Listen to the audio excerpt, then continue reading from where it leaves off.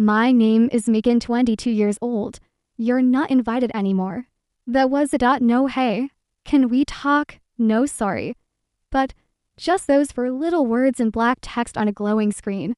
Stabbing me right between the ribs. At 7:12 a.m. I stare at my phone like it was playing a prank on me. I actually read the message 3 times, thinking maybe I'd missed something. Maybe there was a just kidding at the end. Maybe it was a typo and she meant, you are invited. But no, it was exactly what it looked like. It was from my own sister, Emily. Now, here's the part that stings. Thanksgiving has always been my thing. For the last 3 years, I'd been the one hosting it. My kitchen, my table, my home. I loved doing it. I'd go all out. Roasted turkey, mashed potatoes made from scratch, the works. And everyone always said it was the best Thanksgiving they'd ever had. But this year, Emily had insisted she wanted to host. She said she wanted it to feel more traditional and family style at her place. I didn't take it personally. I figured it was her turn. And honestly, it'd be nice to just show up with a pie and enjoy the day, without worrying about timing the gravy with the turkey. So, when I got that text 2 days before Thanksgiving, my brain short-circuited. I called her immediately. She answered on the 3rd ring, sounding like she had already rehearsed what she was going to say. Emily, I said, what is this about? What do you mean I'm not invited? There was a pause, and then she sighed. Look, you've changed. I actually laughed, thinking she was joking. Changed? What are you talking about? Her tone was flat. You're too flashy now. It's awkward having you there when some of us are struggling. I sat there, gripping the phone, trying to wrap my head around what I'd just heard. Too flashy. She was talking about my house, my life, my success. See, 2 years ago, I was living in a 1-bedroom apartment in the city, working 10-hour days and eating instant noodles for dinner more often than I'd like to admit. I didn't come from money. Everything I have now, I earned the hard way. I saved. I hustled. I made sacrifices most people didn't even see. Last year, my work finally paid off. And I bought my dream property, of $5 million estate in Vermont. 7 bedrooms, a massive stone fireplace, a view of the mountains that looks like something out of a Christmas movie. I didn't buy it to brag. I bought it because it felt like home. I never flaunted it. I never shoved it in anyone's face. But apparently, just existing as the sibling who had made it was enough to make me unwelcome. You think I'm going to show up in a gold suit throwing $100 bills at people? I said, half laughing, half in shock. This isn't about clothes or money. Emily snapped. It's about energy. You make people feel small without even trying. You're just different now. I wanted to argue. I wanted to tell her that I was still the same person who once split gas money with her when we drove to visit our grandparents. The same person who stayed up with her all night when her first boyfriend broke her heart. The same person who brought over dinner when she was sick so she didn't have to cook. But instead, all I could say was, wow, look, she said, softening her tone. It's just, I want this Thanksgiving to be simple. No pressure, no big displays. I hope you understand. Understand? No, I didn't understand. I couldn't understand. I hung up the phone and just sat there on my couch, staring at the fire in my stone fireplace. The flames danced. But my mind was frozen. This wasn't about energy. This wasn't about simplicity. This was about resentment. My own sister, the person who was supposed to be in my corner, had decided that my success was a problem. And that's when the other feeling hit me. Hurts ugly. Cousin.anger. Here's single quotes as the thing. I don't get angry often, but when I do, it's not loud. It's not dramatic. It's quiet, focused. And in that quiet, a thought bubbled up in my mind. Fine. You don't want me at your Thanksgiving. I won't be there. But I'll make my own. And not just any Thanksgiving one. They'll never forget. Pacing. Sentences are short and punchy to keep attention. Emotion. More inner thoughts. Relatable feelings. And sensory details make viewers connect. Visual hooks. mentions of the fireplace, Vermont mountains, and gold suit create mental imagery for storytelling. That night, I sat alone in my living room, the kind of silence that feels heavier than it should. The fire in the stone fireplace crackled softly, casting gold and orange shadows across the walls. I could smell the faint scent of burning oak, the warmth wrapping around me like a blanket, but it didn't chase away the sting from that phone call. I kept replaying Emily's words in my head. "You've changed. You're too flashy now." It was like they were etched into the walls. I took a sip of my wine, staring at the flames. My Vermont estate was quiet. Almost too quiet. Normally, this place came alive during the holidays, people laughing in the dining hall, the smell of turkey in the air, snow starting to fall outside. But this year, I was looking at an empty table. Then hit me. Not a small thought. Nodder, casual, maybe I should do this. It was like a lightning bolt. If I wasn't invited to their Thanksgiving, why not make my own? No, why not make the Thanksgiving one so unforgettable that it would make being disinvited feel like the best thing that ever happened to me? And I didn't want it to be just for me, or even just for my close friends. I wanted it for everyone who had nowhere else to go. I thought about it for a moment. How many people spend Thanksgiving alone? College students stuck far from home, divorced parents whose kids are with their ex that year, elderly neighbors no one checks on anymore, people who, for whatever reason, just don't have a seat at anyone's table. That was it. That was my guest list. And I had the perfect place for it. See, my Vermont estate isn't just a house, it's a full-blown dream property. 7 bedrooms, each one like its own cozy suite. A dining hall that could comfortably fit 40. But I knew we could squeeze in more if we got creative. Outside, rolling green hills stretched toward the mountains, dusted with the first signs of winter snow.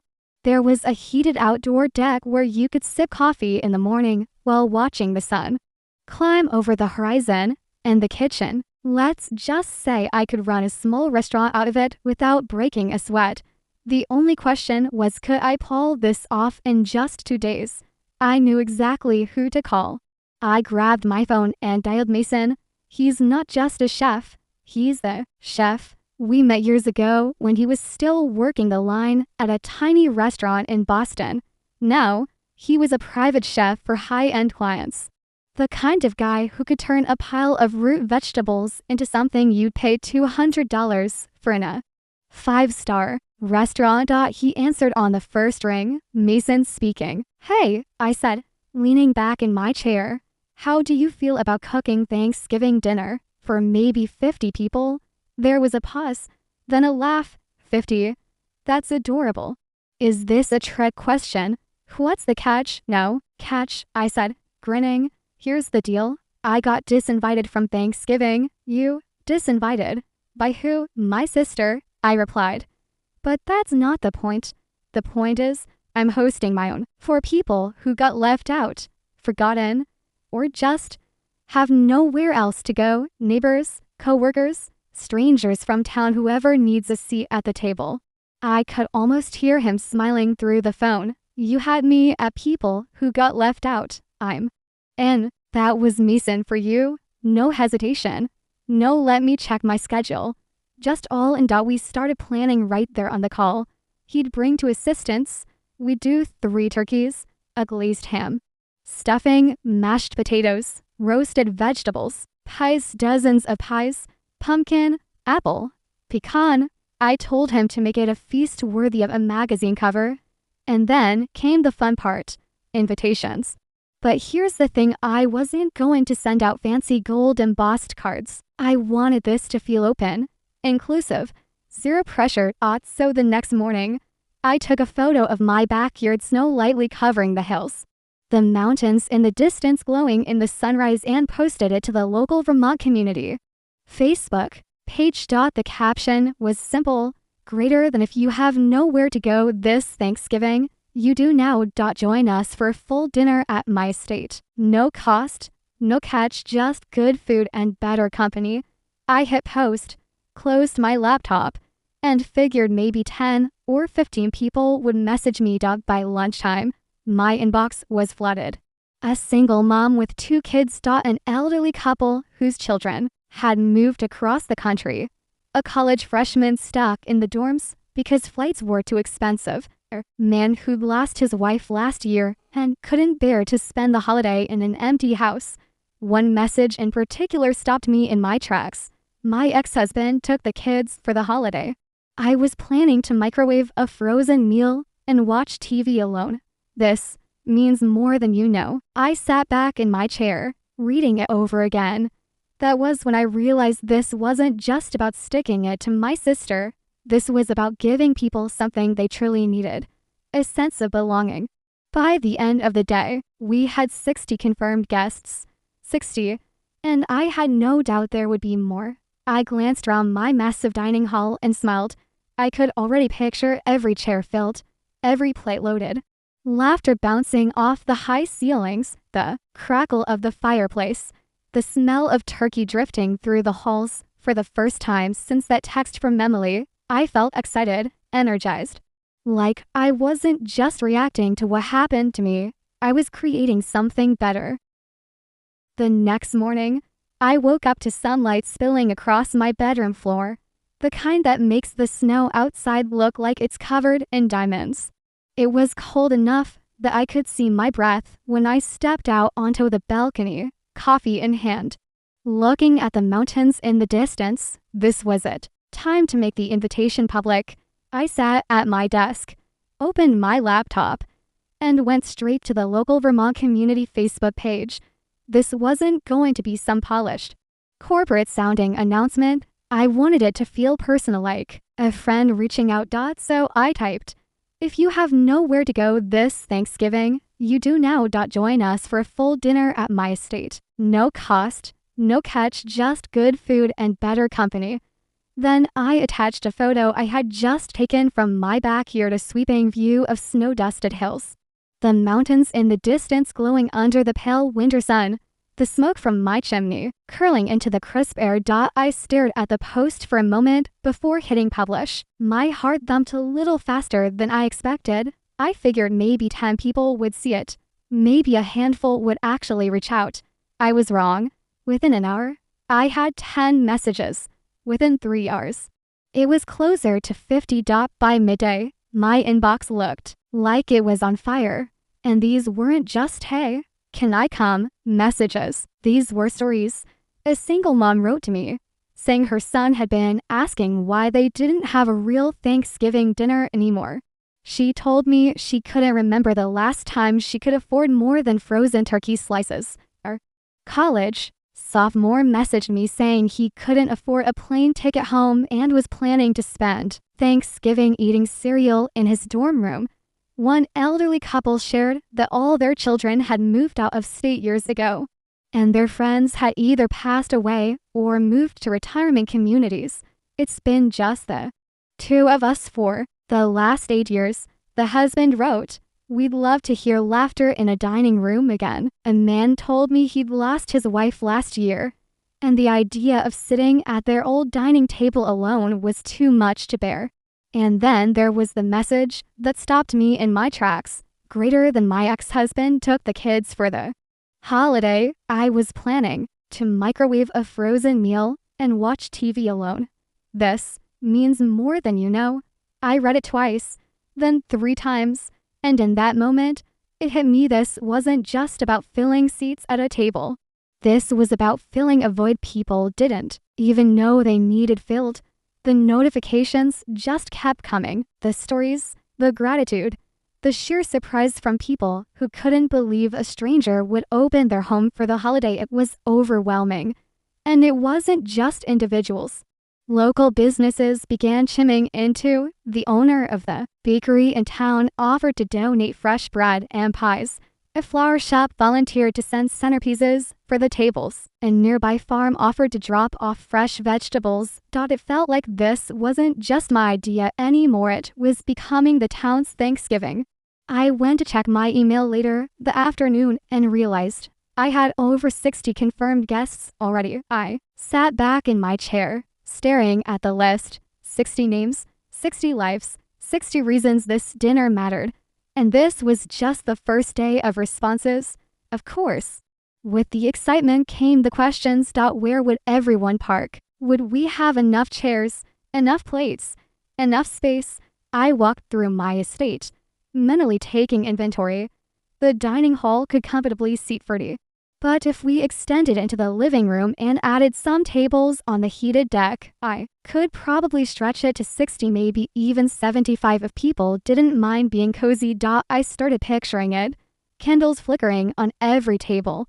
The scent of turkey and cinnamon in the air. People talking over each other, laughing, passing dishes down the table. It was like I could see it before it even happened. For the first time since Emily's text, I felt not just okay but grateful she had uninvited me. If she hadn't, I never would have had this idea. By late afternoon, I decided to take a walk into town. Vermont small towns have this magical way of looking like postcards, especially with the early snow. I stopped by the market to pick up some extra supplies, and as I walked in, a woman I didn't recognize smiled at me. "You're the one hosting that Thanksgiving, right?" she asked. I blinked. Yeah, I guess I am." Her face lit up. "I think it's amazing. My niece saw your post. She's coming. She hasn't been out of the house much since her husband left, so thank you." I didn't know what to say, so I just nodded and said, "Tell her I'll save her a seat." And that's when it hit me. This was bigger than me. This was no longer just a reaction to being excluded. It was becoming something people were genuinely looking forward to, something they needed. That night, as I sat back in front of my fireplace scrolling through all the messages, I felt a quiet sense of purpose. This wasn't about proving my sister wrong anymore. It was about proving that family ain't always the people you share DNA with. Sometimes it's the people you choose. And this year, I was choosing 60 strangers to be mine. Thanksgiving morning arrived, and my Vermont estate looked like something out of a movie. The driveway was lined with glowing lanterns, their warm light spilling onto the fresh blanket of snow that had fallen overnight. You could see your breath in the air, and the frost on the windows sparkled in the early sunlight like tiny diamonds. From the moment you stepped out of your car, the smell hit you, a mouth-watering mix of roasted turkey, cinnamon pies, buttery rolls, and something else. Something savory Mason wouldn't let me peek at yet. The scent wrapped around you like a promise that you were about to eat better than you had in years. Inside, the place was alive. Mason was in the kitchen, moving with the precision of a concert conductor. Two assistants flurry around him, sliding trays in and out of the double ovens, basting turkeys, and arranging platters like edible works of art. Steam rose from giant pots of mashed potatoes, while golden brown hams glistened under a sweet glaze. It felt like the kind of kitchen scene you only see in those glossy holiday commercials, except this was real, and it was happening in my home. By noon, the guests began arriving. Some came in bundled coats and scarves, clutching small dishes they'd brought to share. Others arrived empty-handed, clearly nervous about showing up to a stranger's estate. But the moment they stepped inside, something in their shoulders seemed to relax. There was Tom, an 80-year-old widower who hadn't had a real Thanksgiving since his wife passed away. He walked in slowly, leaning on a cane, and when I shook his hand, he said, "It's been a long time since I've been invited anywhere for the holidays." There was Jamie, a college freshman whose parents were overseas for work. She was shy at first, but when she saw the dessert table, her eyes lit up like she was 5 years old again. And then there was Maria, the woman from the Facebook message, the one who had planned to microwave her frozen meal. She arrived with her little dog in a tiny wear-upon sweater. I bent down to pet him, and she whispered, "I can't believe this is real." By the time everyone had arrived, the dining hall was a sight to behold. We had 3 enormous turkeys, each perfectly roasted with crispy, golden skin. Trays of glazed ham sat alongside mountains of mashed potatoes, each pat of butter melting into golden rivers, bowls of stuffing, cranberry sauce that glistened like jewels, Baskets of fresh baked bread still steaming from the oven. It was a feast in every sense of the word. And the pies? Mason had gone overboard in the best possible way. Pumpkin pies dusted with cinnamon, deep dish apple pies with buttery lattice crusts, chocolate cream pies topped with whipped peaks. It was almost comical how many there were. When we finally sat down, the room buzzed with the kind of energy you can't fake. People who had never met before were swapping stories like they'd known each other for years. A group of college students ended up talking with a retired couple about their favorite travel destinations. Two single moms bonded instantly over raising teenagers. I saw Tom laughing with Jamie over a joke I couldn't hear. But just seeing it was enough to make my chest ache in a good way. Mason had one more surprise up his sleeve. Right as people were digging into the first course, he gave me a nod. Moments later, a local jazz trio walked in, instruments in hand, and began playing soft, warm music that floated through the air like a second layer of comfort. Some guests actually closed their eyes for a moment, just taking it all in: the food, the music, the atmosphere. I made the rounds, talking to everyone, making sure plates were full and wine glasses topped off. But somewhere in the middle of it all, I paused. I stood near the edge of the room, looking out over the scene. The fire was roaring in the stone fireplace, throwing a golden glow over everything. Candlelight flickered on the tables. Outside, the snow was falling in slow, lazy flakes, coating the world in white. And inside was a kind of warmth you couldn't measure with a thermostat. It wasn't just the heat from the fire or the food. It was the feeling of belonging. I realized something right then. This felt more like family than my real family ever had. There was no judgment here. No side eyes about what you were wearing or how much money you made. No unspoken rivalries or grudges carried over from years past. Here, everyone was welcomed. Here, everyone had a seat. When dessert came, the conversations didn't slow down. They got louder, livelier. People passed plates of pie round like they were sharing treasure. Someone started telling a story about their most embarrassing cooking disaster, which set off a chain reaction of everyone chiming in with their own disasters. Laughter filled the room in waves. I caught Maria looking round the table, her dog curled up in her lap, a small smile on her face. I knew then that this night had changed something for her and for me too, because this wasn't just a dinner anymore. It was proof that you could build family out of strangers, proof that even in a world where people shut you out, you could still open your own door and fill it with warmth. By the end of the night, my estate wasn't just a beautiful property anymore. It had become something living, breathing, and full of love, and I knew, deep down, this was only the beginning.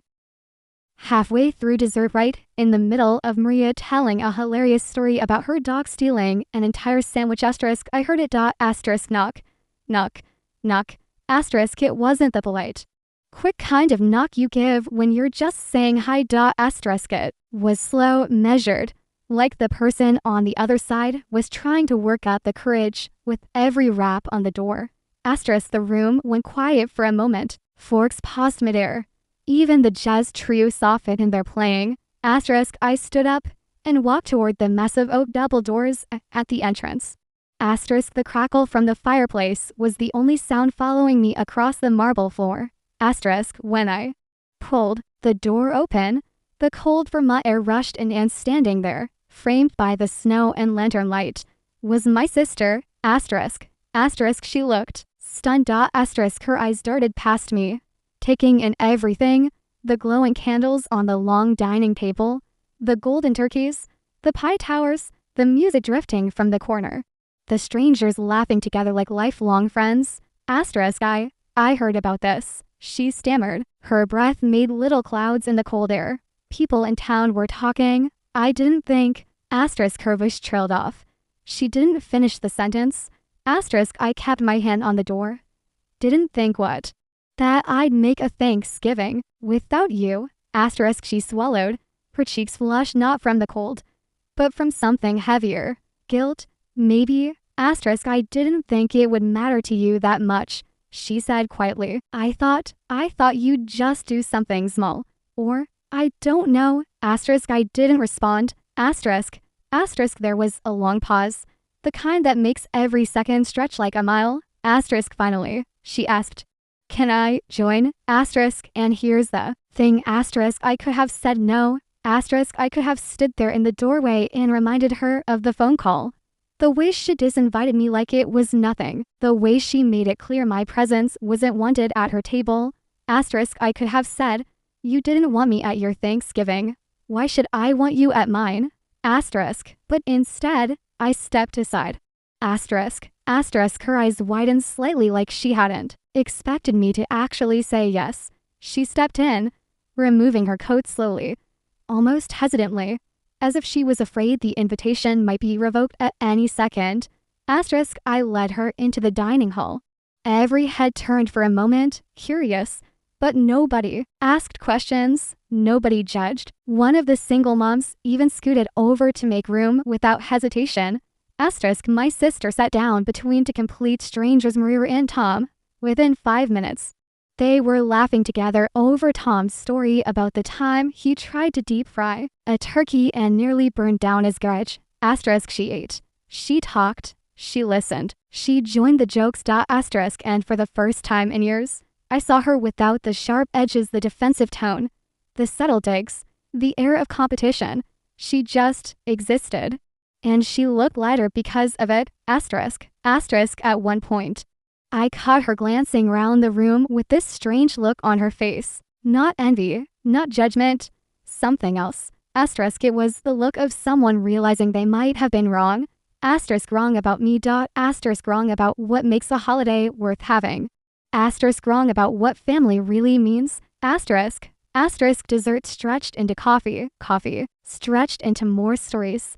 Asterisk, at one point, Meeson came out from the kitchen with a plate of miniature pastries just because. The jazz trio played a slow, gentle tune that made the whole room feel like the inside of a snow globe. Asterisk, by the time the night wound down, people were lingering, not wanting to leave the warmth, the laughter, the sense of belonging. Asterisk, one by one, they hugged me before stepping out into the snowy night. Asterisk, this was the best Thanksgiving I've ever had, Tom said, gripping my hand. Asterisk, you don't know what this meant to me, Maria whispered, her dog peeking out from under her arm. Asterisk, Jamie, the college freshman, promised to come back next year even if her parents were home. Asterisk. Asterisk, and then my sister approached me. Asterisk, she stood there for a moment, hands in her coat pockets, eyes a little glossy. Asterisk, you didn't have to let me in, she said, but I'm glad you did. Asterisk, I nodded.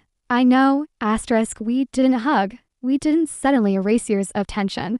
But we understood something that didn't need to be said out loud. She'd seen firsthand what generosity Ty looked like, what inclusion felt like. Asterisk, and maybe, just maybe, she realized that success doesn't have to create distance. Asterisk, it can build bridges. Asterisk. Asterisk, when the last guest had gone and the estate fell quiet, I stood in the center of the dining hall. Asterisk, the fire was still glowing low in the hearth. Empty wine glasses and crumb-dusted plates were scattered across the table. The scent of roasted turkey and cinnamon still hung in the air. Asterisk, outside, the snow had piled high on the driveway lanterns, muffling the world in silence. Asterisk, and there I was alone, but not lonely. Asterisk, I thought about the phone call that had started it all, the sting of being disinvited, the knot of frustration that had sat in my stomach for days after. Asterisk, and now I just felt gratitude. Asterisk, because getting disinvited had forced me to think differently. Asterisk, to open my home instead of shutting my heart. Asterisk, to create my own version of family, even if it wasn't the one I was born into. Asterisk, it was a risk, inviting strangers, spending thousands to create a night I didn't know people would appreciate. Asterisk, but standing there, in the warm quiet of my Vermont estate, I knew without a doubt. Asterisk, getting disinvited was the best thing that ever happened to me.